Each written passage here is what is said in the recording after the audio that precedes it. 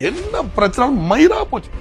லைஃப்னு இருந்தா நிறைய கஷ்டங்களை பார்ப்பீங்க. அதுல நிறைய ஜாய்ஸும் வரும், ஆனா அதோட ஜாஸ்தி கஷ்டங்கள் வரும். அது எஸ்பெஷலா இந்தியா மாதிரி ஒரு டெவலப்பிங் நேஷன்ல பாத்தீங்கன்னா அதிகமா இருக்கும். திடீர்னு ஒரு வேலை இருக்கும், திடீர்னு இந்த வேலை போயிடும், திடீர்னு ஒரு பிசினஸ் இருக்கும், அந்த பிசினஸ் இல்லாம போயிடும், என்னமோலாம் பிரச்சனை இருக்கும். இந்த மாதிரி டைம்ல நீங்க மனசை ஸ்ட்ராங்கா வச்சுக்க தளர விடாம இருக்கணும்ன்றது ரொம்ப ஒரு இம்பார்ட்டன்டான ஒரு மேட்டர். இதுக்கு ஒரு ஸ்டோரி சொல்லணும்னு பாக்குறாங்க. நிறைய பேர் வந்து என்கிட்ட புலம்புவாங்க, என் லைஃபே போயிருச்சு, நான் கொஞ்ச நாள் ஊருக்கு போயிட போறேன்னா, இந்த கஷ்டம் இருக்குன்னா, என்னால ஒண்ணுமே பண்ண முடியலன்னா, எனக்கு இது பார்க்க முடியலன்னு. எங்க அம்மா டாக்டர், ஆக்சுவலா பாத்தீங்கன்னா she was working in port trustல டாக்டர் லேபர் கவர்மெண்ட் செக்டர்ல இருப்பாங்க. திடீர்னு எங்க அம்மா என்ன பண்ணாங்க, பிஆர்எஸ் கொடுத்துட்டு மர்சி ஹோம்ல ஒரு ஃப்ரீ டாக்டரா ஒர்க் பண்ணாங்க. மர்சி ஹோம்ங்கிறது ஒரு டெஸ்டிடியூட்ஸ்க்காக ஒரு ஹோம். சோ இங்க வந்துட்டு நாங்க ஒரு லேடியை மீட் பண்ணோம். இது ஒரு ஃபென்டாஸ்டிக் கேரக்டருங்க, ஃபாத்திமான்ட்டு ஒரு லேடி. எங்க அம்மா தான் ஃபுல்லா ட்ரீட் பண்ணிட்டு இருந்தாங்க. அவங்க ஆக்சுவலா பாத்தீங்கன்னா பேச முடியாது, மியூட், ஃபுல் ஸ்பாஸ்டிக், கையெல்லாம் பாத்தீங்கன்னா டிஃபார்ம்டா இருக்கும், கம்ப்ளீட்டா பாடி ஃபுல் டிஃபார்ம்டு, கையெல்லாம் டிஃபார்ம்டு, கால்லாம் டிஃபார்ம்டு. ஒரு ரீசன்ட் ஸ்டோரி சொல்றேன். அம்மா வந்துட்டு எனக்கு வந்து யூசுவலா பாத்தீங்கன்னா ஜனவரி என் பர்த்டேக்கு அங்க ஸ்பெண்ட் பண்ணுவேன். எங்க அம்மா திடீர்னு அன்னைக்கு ஒரு நாள் ஃபோன் பண்ணி, ராஜா நீ கொஞ்சம் போய் பாரு, ஃபாத்திமா வந்து பெட்ல இருந்து கீழே விழுந்துட்டாங்க.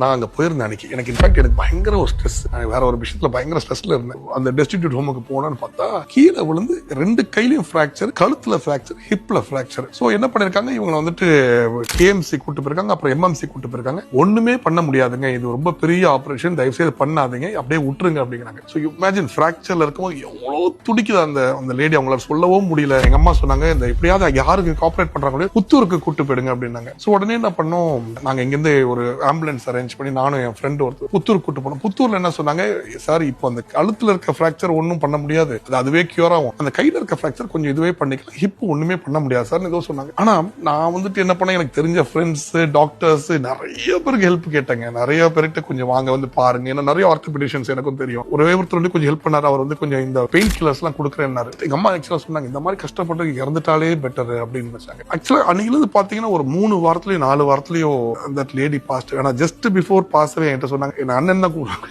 அண்ணே ஆப்ரேஷன் ஒண்டி வேண்டாம். இந்த உலகத்துல பாத்தீங்கன்னா அதை பார்த்தோம் எனக்கு அப்படியே மனசுலாம் என்ன, நம்ம உட்காந்து நம்மளுக்கு கடவுள் இவ்வளவு நல்ல கை கொடுத்துருக்காங்க, கால் கொடுத்துருக்காங்க, கஷ்டம் இருக்குதான் செய்யுது, அதை ஃபைட் பண்றதுக்கு தைரியமா என்ன பிரச்சனை மயிரா போச்சு, என்ன ஆயிட போகுது, எவ்வளவு கஷ்டம் பாருங்க. இதை பாருங்க, பிறந்ததுல இருந்து இந்த மாதிரி டிஃபர்மேஷன், கடவுளை பிளேம் பண்றது என்ன திருவிளையாடல் ஒண்ணுமே புரியல. பட் இருந்தாலும் என்ன கஷ்டம் பாருங்க. இந்த கஷ்டத்தெல்லாம் பார்க்கும்போது நம்ம ஃபேஸ் பண்ற கஷ்டம் ஒண்ணுமே கிடையாது.